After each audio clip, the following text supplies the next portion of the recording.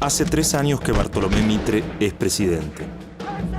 3 años en que solo ha vestido el uniforme militar en desfiles y actos públicos.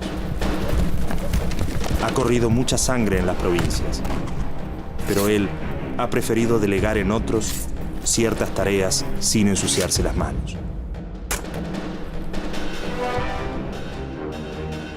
Ha llegado la hora de los uniformes y las armas, la hora de la guerra. Los máximos jefes militares de Argentina, Uruguay y Brasil ultiman los detalles del ataque al Paraguay. Un enfrentamiento que se viene anunciando desde hace tiempo y que durará años y terminará con miles de vidas.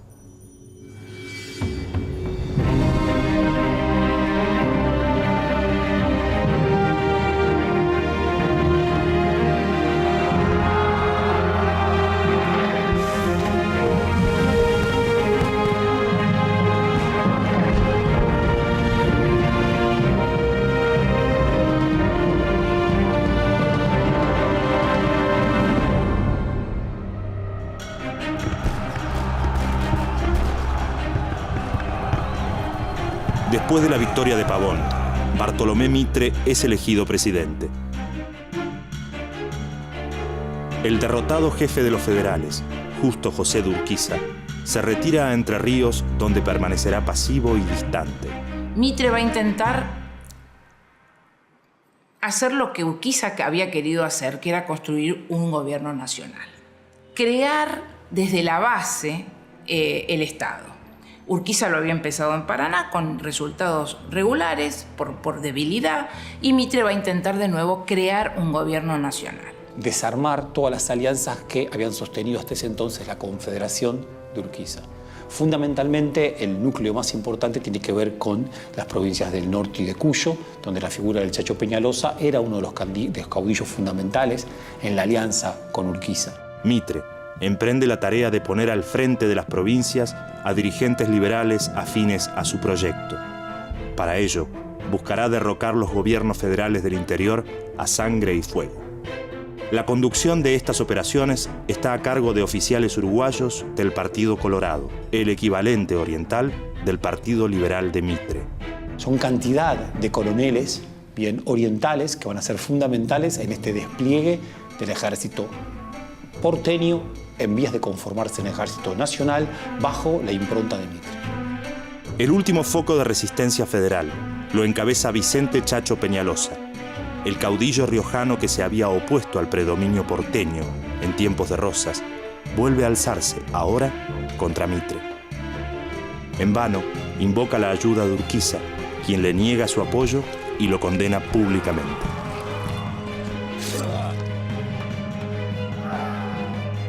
En 1863, Peñalosa se rinde tras ser derrotado. Sus captores lo ejecutan y exponen su cabeza en la plaza de Olta. Los mitristas no pueden manejar La Rioja, hacen un pacto con el Chacho. Hay un pacto escrito que se llama el Tratado de la Banderita, que él se va a ocupar de pacificar La Rioja y que ellos no lo van a tocar, el gobierno no lo va a tocar. Bueno, las cosas no son así y finalmente terminan yendo al enfrentamiento de nuevo con el Chacho, y ahí es cuando se produce el asesinato del Chacho. Pero el Chacho Peñalosa es un ejemplo más de todo lo que sucede en toda la región de Cuyo, donde distintos caudillos y gobernadores son depuestos en estos años para el gobierno de Buenos Aires. Ahora se pretendía nacional, imponer el gobierno nacional desde Buenos Aires. La paz impuesta en el interior, al costo de miles de vidas, será breve. La resistencia federal en las provincias es ahogada en sangre y el conflicto se desplaza a Uruguay, donde gobierna Bernardo Berro. A los liberales argentinos les conviene un gobierno del mismo signo en Uruguay, debido a que debilitará el apoyo a una posible resistencia federal en su propio territorio. En el caso de la banda oriental fue fundamental el hecho de la lucha entre el Partido Blanco y el Partido Colorado, porque desde Buenos Aires Mitre colabora en la realización de una llamada cruzada libertadora que tuvo al frente a Venancio Flores, que tuvo como objetivo terminar con el gobierno de Berro, Bernardo Berro, que en ese entonces estaba constituyendo como un partido fuerte, hegemónico. Hubo un conflicto político. Yo creo que fue un conflicto político entre estados, ¿no? Era un momento de definición en toda América Latina de los límites entre los estados y donde el conflicto inicial está focalizado en realidad en el Uruguay. Lo que hace entonces Bernardo Berro, teniendo en contra el Imperio de Brasil y a Mitre, el gobierno de Mitre, convocar a Francisco Solano López a la República del Paraguay en su ayuda, que siempre habían sido aliados. El gobierno de Berro, al saber que el Imperio de Brasil y el gobierno de Mitre combaten junto con los enemigos colorados orientales, solicita la intervención en el conflicto de Francisco Solano López, presidente del Paraguay desde 1862. El documento describe que tanto Paraguay como la banda oriental están amenazados por dos vecinos incansables e inescrupulosos, y que la política del Paraguay debe tender al establecimiento de un equilibrio. Solano López no quiere desoír el pedido de ayuda de Berro, ya que Paraguay necesita al gobierno amigo de los blancos para contar con una salida al océano, un recurso fundamental en su proyecto económico. Desde su primer gobierno autónomo, en 1811, Paraguay se había mantenido casi aislado del resto, sin participar activamente en los conflictos regionales. Pero poco a poco se irá convirtiendo en un actor importante de la política rioplatense. El Paraguay constituía una suerte de contramodelo de desarrollo histórico frente a la constitución del sistema mundial capitalista. El Paraguay tenía una característica fundamental, que es que era una economía campesina muy interesante porque había una tenencia de la tierra particular. Es decir, el campesino compartía la propiedad de su tierra con el Estado. Si uno piensa en lo que sucedía en Argentina, en lo que sucedía en el Imperio de Brasil, es un desarrollo totalmente distinto, ¿no? Un modelo de país totalmente distinto. En el caso de Paraguay, en contra de lo que a veces se ha dicho, no tanto se trata de un intento de romper o de no tener ningún vínculo con Inglaterra o con el resto del mundo, sino es de más bien controlar ese vínculo y que ese vínculo permita cierto grado de soberanía. La Cuenca del Plata está a punto de vivir el enfrentamiento de dos alianzas. De un lado, los blancos de Uruguay, los federales argentinos y Paraguay. Y del otro, el Imperio del Brasil, los colorados de Uruguay y los liberales argentinos. La alianza presidida por los colorados pasa a la acción en abril de 1863. Este día, las tropas encabezadas por Venancio Flores, con el apoyo de armas y dinero de Brasil y en menor medida de Mitre, invaden Uruguay para derrocar el gobierno de Berro. El proyecto toma el nombre de Cruzada Libertadora. Se toma la ciudad de Paysandú en especial colaboración con el Imperio de Brasil, que da armamento, y también en colaboración con el gobierno de Mitre, que también presta hombres para esa toma. ¿Qué sucedía?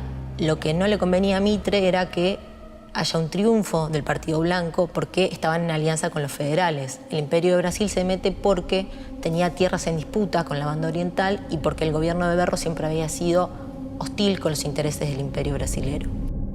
En 1863, el diputado porteño Adolfo Alsina se expresa sobre la Cruzada Libertadora. Va a resolverse la cuestión que durante 30 años conmovió a la Legión del Plata. Es la lucha entre la tradición federal y la unitaria, representada por blancos y colorados en Montevideo. Los blancos significaban también la alianza con Urquiza y los colorados la alianza con Buenos Aires. La destrucción de la ciudad de Paysandú, que fue sitiada por el río Uruguay, con barcos de guerra brasileros, algunos de los barcos de guerra más modernos de aquella época fabricados en Inglaterra, y por tierra, por una coalición integrada por el ejército de Venancio Flores, más el ejército brasilero que acababa de invadir Uruguay. Los intentos y gestiones de Solano López para evitar la guerra no prosperan. En los últimos meses de 1864, las tropas de Brasil ya están en la banda oriental para ayudar a Venancio Flores en su intento de derrocar al gobierno blanco de Berro.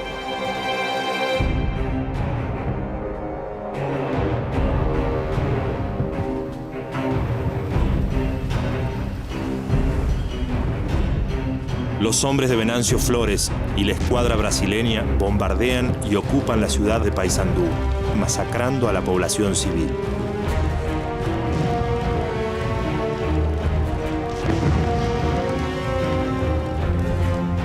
El bombardeo cesa cuando el almirante Tamandaré se queda sin proyectiles, pero Mitre le hace llegar nuevas municiones.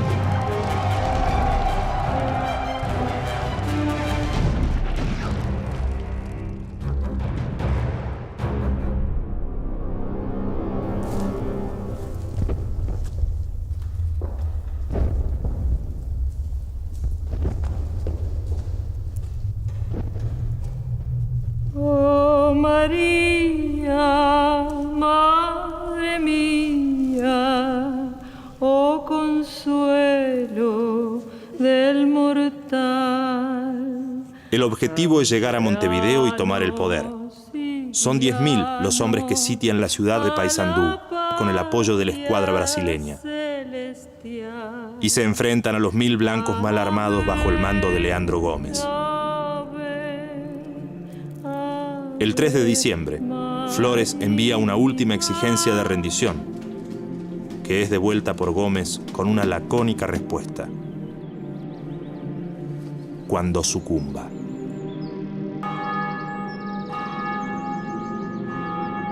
Paysandú fue sometida a un persistente bombardeo de la escuadra brasilera desde el río Uruguay, persistente bombardeo al que logró sobrevivir, resistir durante un mes. Los 1.000 hombres de Paysandú resisten el asedio durante 30 días. Entre los combatientes se encuentran numerosos federales, viejos soldados de Urquiza, que ahora luchan contra los colorados como lo hicieron antes, en tiempos de Rosas, y como lo hicieron con unitarios y liberales en su tierra. Con el paso de los días, los defensores van cayendo uno a uno.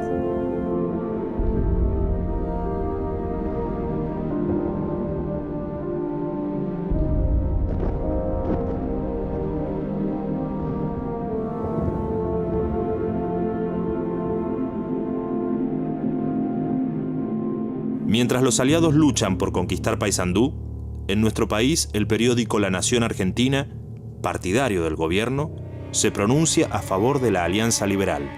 En sus páginas, describe al imperio brasileño como un gobierno liberal, civilizado, regular y amigo de la República Argentina.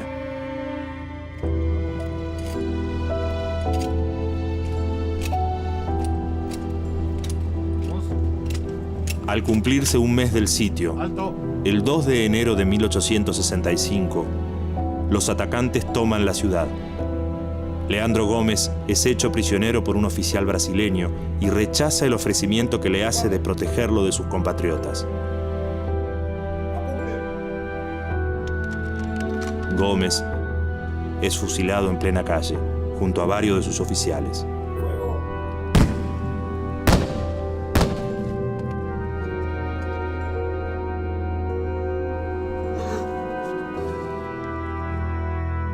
A los pocos días, Venancio Flores asume en Montevideo la presidencia de Uruguay. Ese episodio sangriento, terriblemente sangriento, fue el precursor, evidentemente, de la caída del gobierno blanco uruguayo.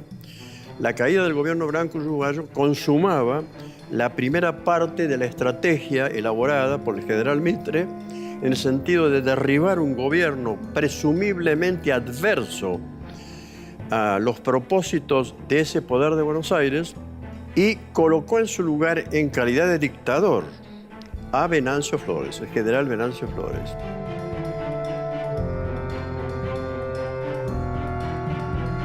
La ofensiva de los colorados, con el apoyo del mitrismo y el imperio, amenaza con aislar más a Solano López, quien siente que pronto se volverán contra él. Por vía diplomática, el 14 de enero, Solano López solicita permiso al gobierno de Mitre para cruzar por Corrientes y auxiliar a los blancos en Uruguay. Pero un mes después, el 7 de febrero, el canciller Elizalde le niega el paso al ejército paraguayo. Al mismo tiempo, el ejército brasileño avanza hacia el sur y se acerca a Montevideo. Brasil tenía intereses muy fuertes en la banda oriental y Brasil interviene de manera directa en el conflicto que había en el Uruguay. Entonces lo que hace Francisco Solano López es convocar al Congreso paraguayo para discutir qué hacían ante esta situación. El Congreso paraguayo decide declarar la guerra a Argentina para poder pasar de todos modos por Corrientes. Y a partir de ahí esa es la excusa perfecta que tiene Mitre para declarar la guerra a los paraguayos, que hasta ese momento se había mantenido supuestamente neutral.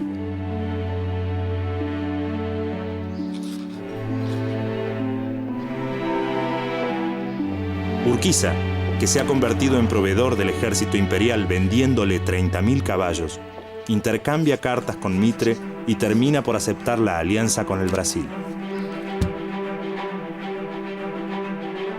Todos esperaban que en algún momento ese gran caudillo que hasta hace muy poquito tiempo atrás había sido Urquiza tomara la palabra, hiciera algo, resistiera, ordenara a sus gauchos que fueran a asistir al hermano de Tras el Río. Sin embargo, Urquiza nada hizo. Urquiza hizo un negocio que fue realmente impresionante. Vendió casi todos los caballos de la provincia de Entre Ríos a las fuerzas brasileras de Río Grande do Sul, a un general Osorio, un famoso general brasilero, ¿no?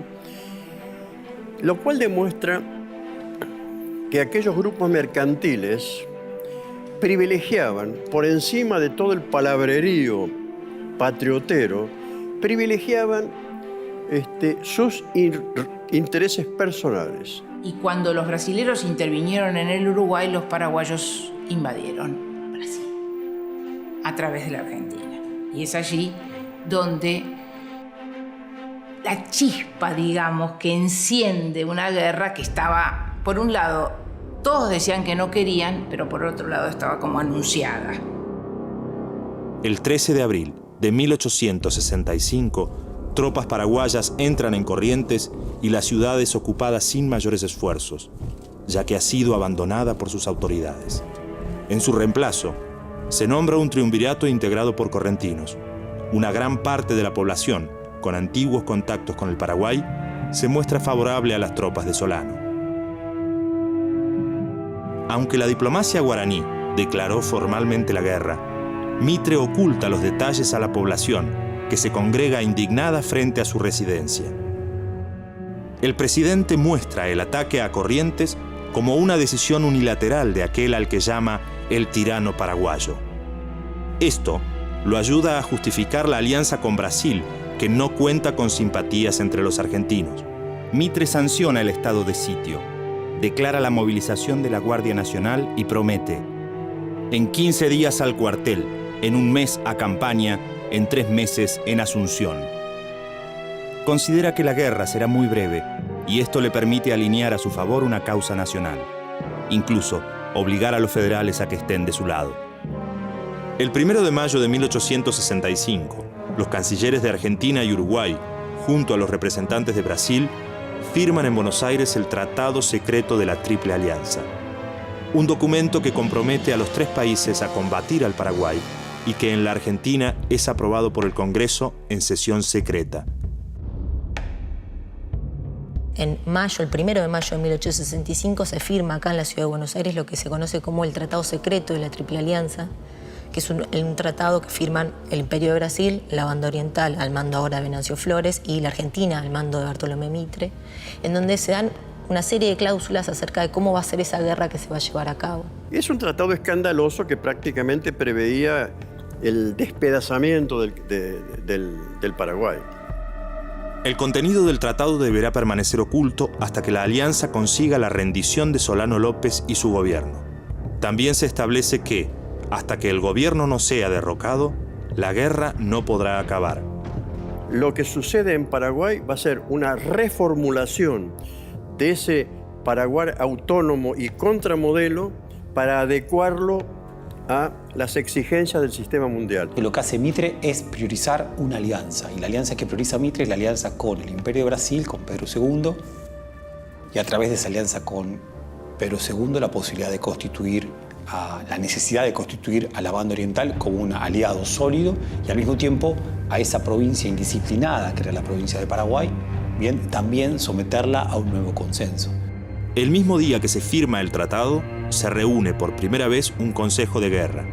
Allí fijan su principal objetivo: llevar la guerra a territorio paraguayo, obligando a retroceder a las tropas paraguayas río Paraná arriba. La idea es hacer que esas tropas adopten una posición defensiva.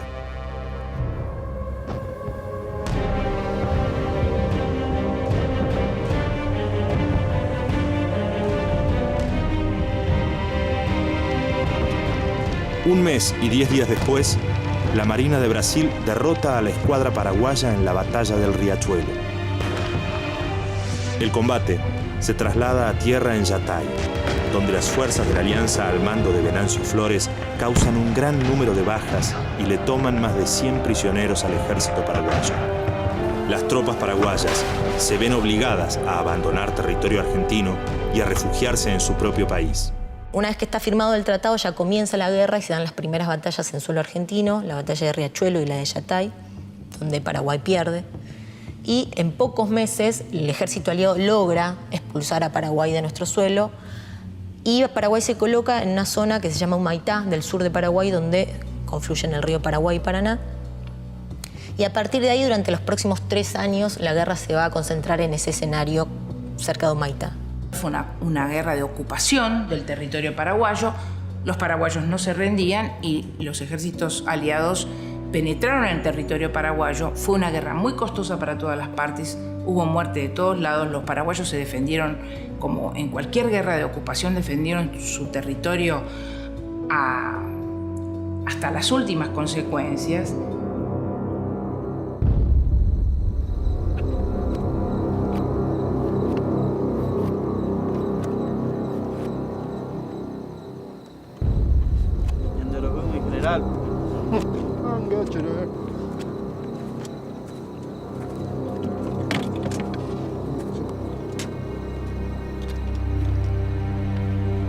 A partir de este momento, la guerra se desarrollará en territorio guaraní y será mucho más larga y sangrienta de lo que Mitre ha prometido.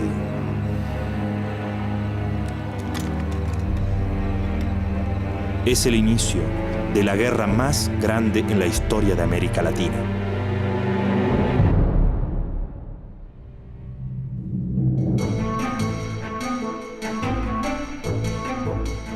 Paraguay cuenta con un ejército preparado desde antes de la guerra, y a medida que el conflicto se prolonga y crecen las bajas, los ciudadanos comunes se suman a las tropas para reemplazar a los caídos.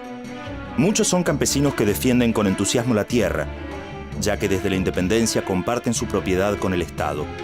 Paraguay tiene una economía agraria próspera, y a diferencia de lo que ocurre en los países vecinos, la mayoría de sus habitantes ha recibido los primeros años de instrucción. Los aliados tienen dificultades para reclutar a la tropa. Muchos brasileros, al ser convocados, envían a esclavos en su reemplazo.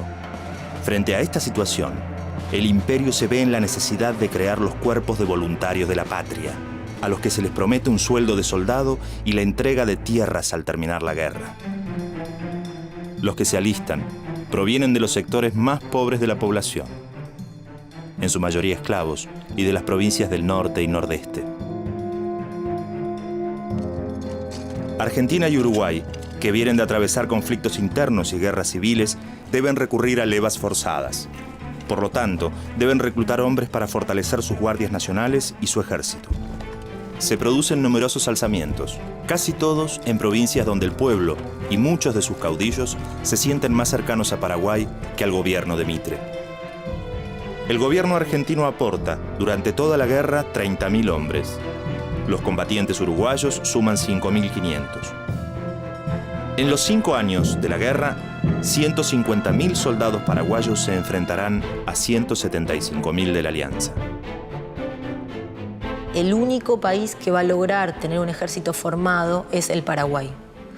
Al Imperio de Brasil, a la Argentina y a la Banda Oriental le va a costar muchísimo conformar un ejército. A la Argentina y a la Banda Oriental porque todavía no había un Estado conformado, no tenía un ejército profesional armado, como lo va a tener a los pocos años. lo que llevó a la leva, la famosa leva, que despertó resistencias en todo el país. De manera que hubo resistencias intelectuales, resistencias físicas y motines, gente que no quería que lo reclutaran en varios lugares de la Argentina. Fue tan grave el levantamiento interno, la oposición a la guerra del Paraguay, a participar, que el Mitre tuvo que retirar gran parte del ejército argentino del frente de batalla para combatir las fuerzas que interiormente se oponían a la participación en la guerra del Paraguay.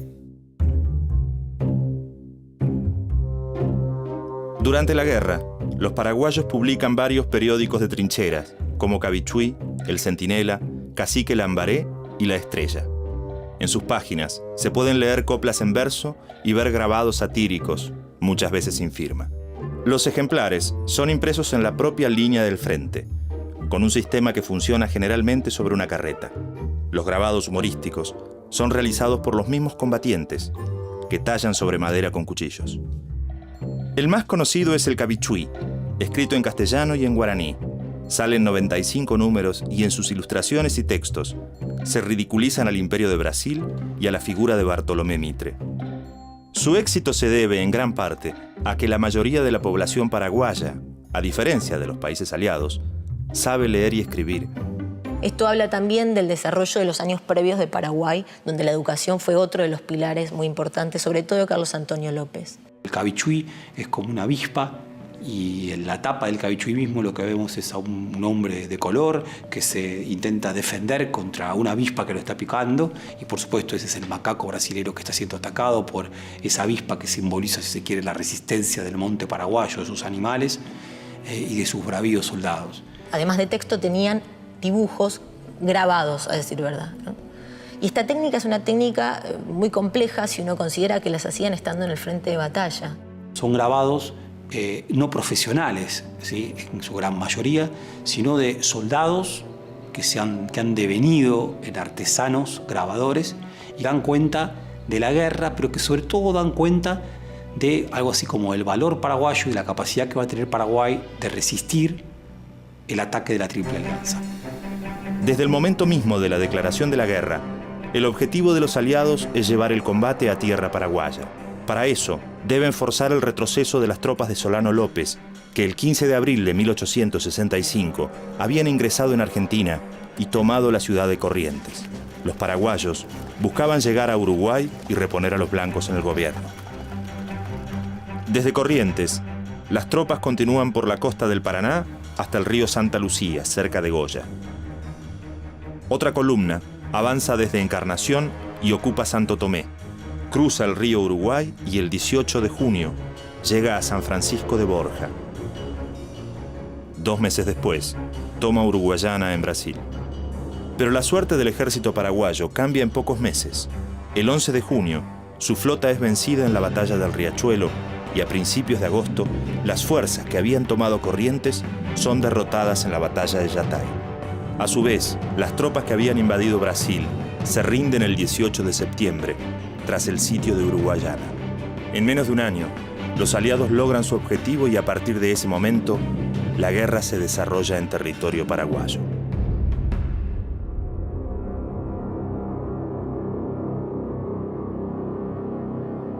Al abandonar sus emplazamientos, las tropas de Solano López pasan una posición defensiva en Humaitá, al sur del país y a unos pocos kilómetros de donde confluyen los ríos Paraguay y Paraná.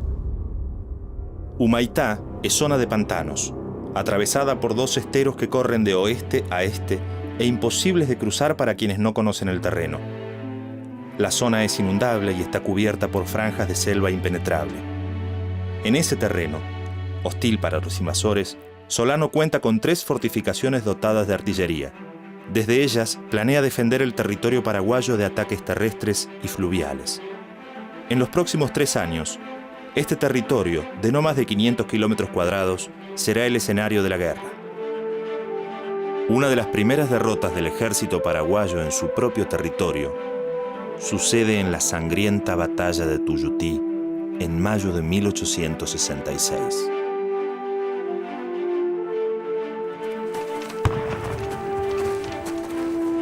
Allí, Mueren 6.000 soldados, los más experimentados de su tropa. Y desde este momento, la ofensiva estará siempre a cargo de los aliados. Pese a estos primeros éxitos, los aliados deben enfrentar un escándalo en el frente internacional y en sus propios países. En 1866 se publica en Gran Bretaña el tratado secreto que firmaron, antes de la guerra, los gobiernos de Argentina, Uruguay y Brasil. El texto se difunde rápidamente por el mundo y en todos lados se alzan voces que denuncian que el acuerdo esconde un plan de conquista. Ese tratado, que va a llegar a manos de los ingleses a través de un diplomático de la Triple Alianza lo va a facilitar, ¿no? Lo van a publicar y va a ser una cuestión así un poco bochornosa, ¿no? Se arma una especie de escándalo porque lo que se dice es que ese tratado es una especie de plan de colonización. Gran Bretaña tuvo un papel en esta guerra que fue el de financiar al ejército aliado. Guerra que además se extiende mucho más de lo previsto. Bien, en contra de esta imagen primera de que en poquitos meses se iba a resolver, bien, la guerra demora 5 años. Hubo empréstitos. Esos empréstitos permitieron prolongar la guerra tanto a Brasil como a la Argentina, que no estaban en condiciones de mantenerse durante 5 años guerreando. En la Argentina, la publicación del pacto desata la protesta de aquellos que se habían opuesto a la guerra desde un principio, como José Hernández y Juan Bautista Alberdi. Distintas voces se levantaron en contra de la guerra al Paraguay, sobre todo y fundamentalmente basadas en la figura de Alberdi. Consideraba a los países hermanos, ¿no? No tenía mucha lógica, no veía la lógica de esta guerra. Iba a denunciar constantemente durante todos estos años, incluso en el exterior. Va a intentar por vías diplomáticas frenar esta guerra, acudiendo a otros países, ¿no? La guerra continúa. El ejército paraguayo sufre un continuo desgaste. Los soldados caídos son reemplazados por hombres más jóvenes o de mayor edad. Los heridos y mutilados se reintegran al combate. Las mujeres, primero como auxiliares y luego como combatientes. En medio de estos enfrentamientos, Bartolomé Mitre, jefe de las tropas aliadas, acude a una entrevista que le había solicitado Francisco Solano López. La reunión tiene lugar el 12 de septiembre de 1866 en Yataití, Corá. El mariscal paraguayo Solano López, consciente de que la guerra no es aceptada en el interior de la Argentina, invita a Mitre a sellar la paz para que ésta continúe entre Paraguay, Brasil y Uruguay.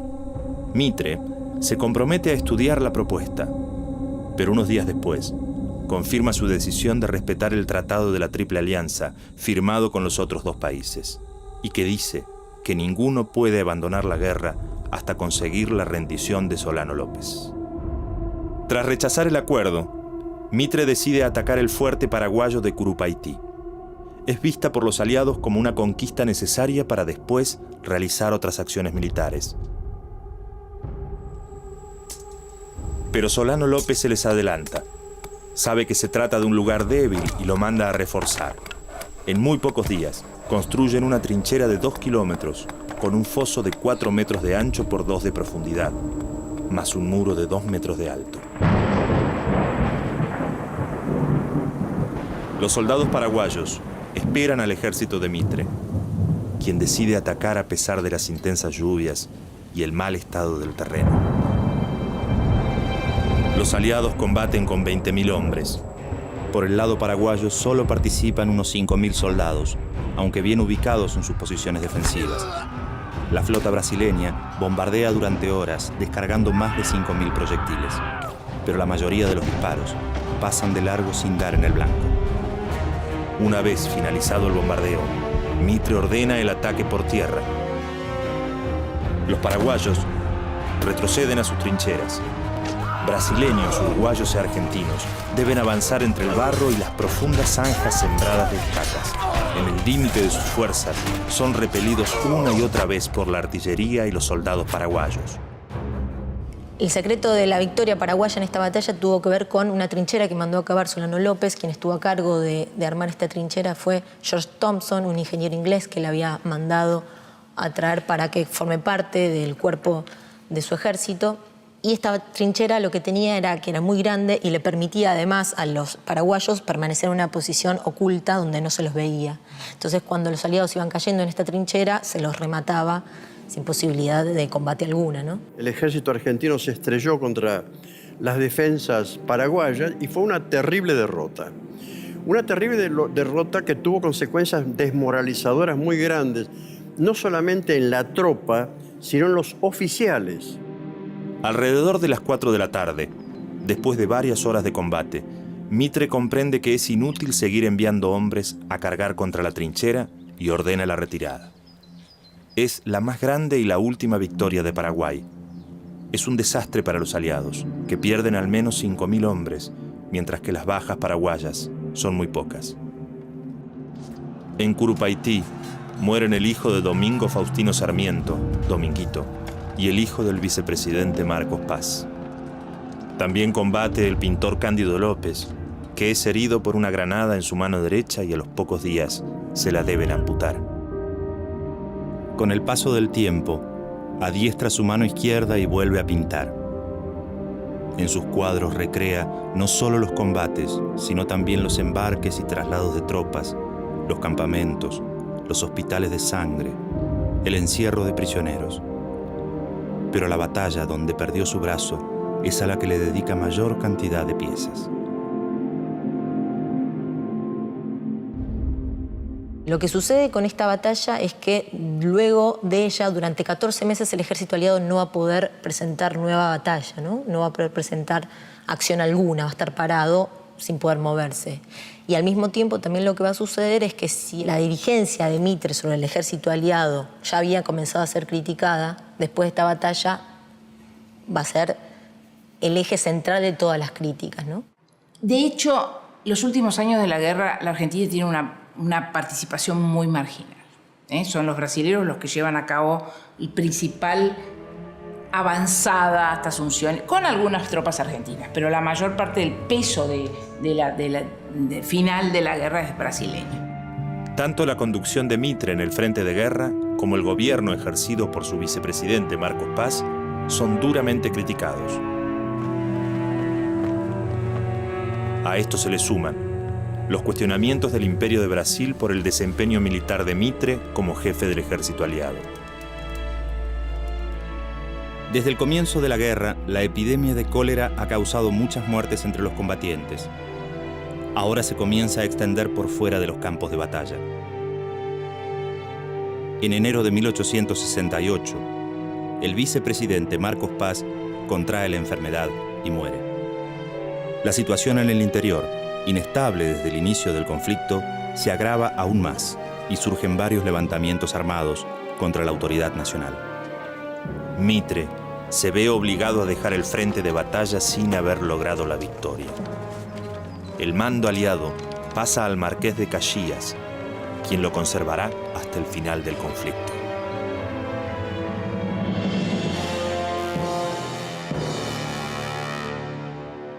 En abril de ese año, Domingo Faustino Sarmiento gana las elecciones presidenciales, derrotando a Rufino de Elizalde, candidato de Bartolomé Mitre. La campaña electoral de los partidarios de Sarmiento se ha realizado en buena parte en el frente de batalla, entre las filas de los combatientes. Las dos grandes fuerzas políticas argentinas previas, federales y liberales, pierden su protagonismo. Con lo cual, Urquiza sigue en pie, pero el Partido Federal queda muy debilitado. El liberalismo está dividido, ya estaba dividido, y Mitre se desprestigia mucho con la guerra porque el costo de la guerra es enorme.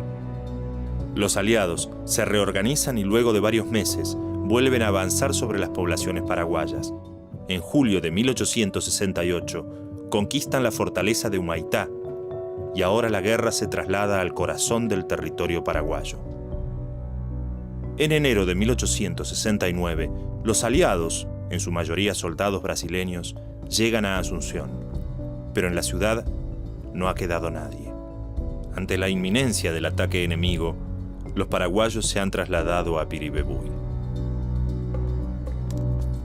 Y bajo las órdenes del general Marqués de Caxias, Asunción es salvajemente saqueada por las tropas brasileñas. Devastaron la ciudad de Asunción, barcos enteros cargados con piano, vajilla, muebles, etc. Llegaban al puerto de Buenos Aires robados de las casas de la gente de Asunción. Debido a las numerosas bajas, Solano López tiene que constituir un nuevo ejército, compuesto por niños de 8 a 13 años y por mujeres. Para este momento, la gran mayoría de los hombres en edad de combatir ha muerto o no está en condiciones. En agosto de 1869 tiene lugar la batalla de Acostañú, donde el ejército improvisado de paraguayos se enfrenta a un ejército 4 veces más numeroso y sufre miles de bajas. Al finalizar el enfrentamiento, el jefe del ejército brasileño ordena incendiar el escenario de la batalla, incluidos los heridos y rendidos, práctica que ya ha realizado otras veces. En los gobiernos de Argentina y Uruguay surgen algunas voces críticas que quieren dar por terminada la contienda, pero no son demasiado fuertes, y el imperio está decidido a no retirarse hasta que Solano López se rinda.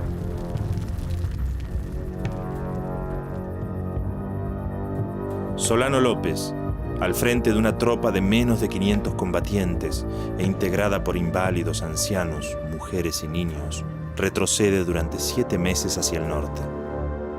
Lo persiguen 4.500 soldados del Imperio de Brasil. Finalmente, se establecen en la región de Cerro Corá. Son los últimos combatientes paraguayos en las horas finales de la guerra. No hay esperanza alguna de obtener la victoria. Pero aún así, están dispuestos a luchar hasta la muerte.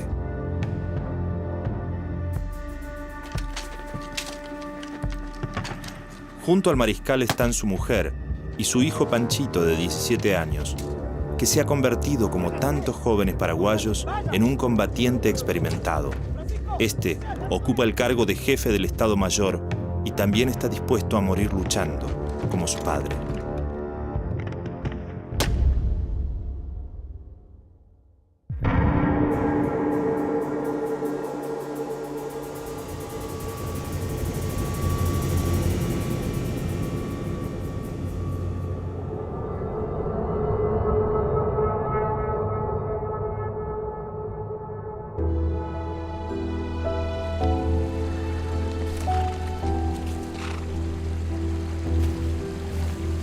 Solano López cumple su promesa de luchar hasta el fin. Rendirse no es una opción. Muero con mi patria, son sus últimas palabras. Unos metros más allá, su hijo Panchito encuentra igual destino.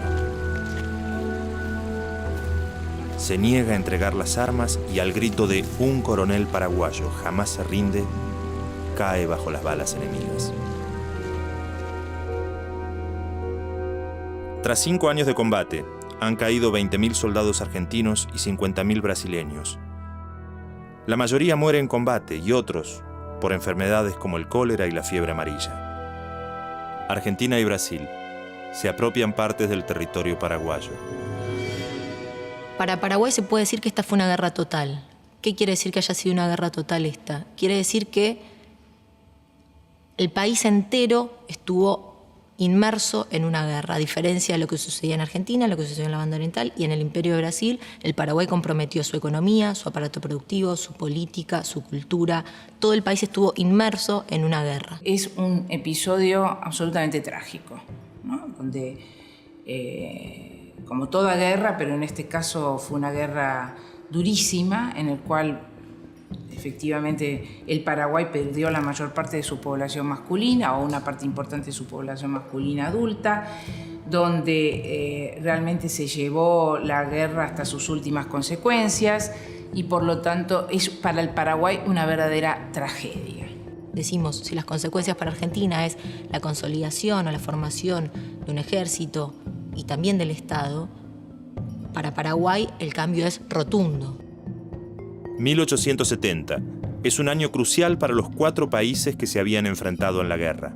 Es a partir de este momento cuando se puede pensar la historia de cada uno de ellos por separado.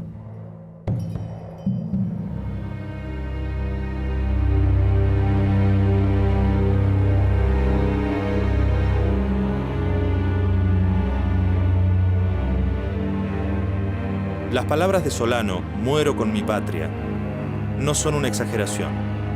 Más de la mitad de la población paraguaya ha muerto. Al finalizar la guerra, solo hay un hombre por cada 4 mujeres. Las tropas aliadas arrasan con lo que queda.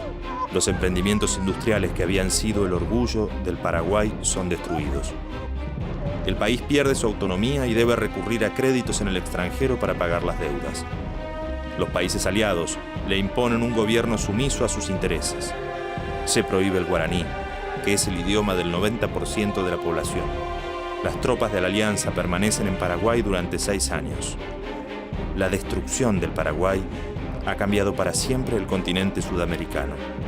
Miles de vidas y el sueño de un país independiente son el precio de esta transformación.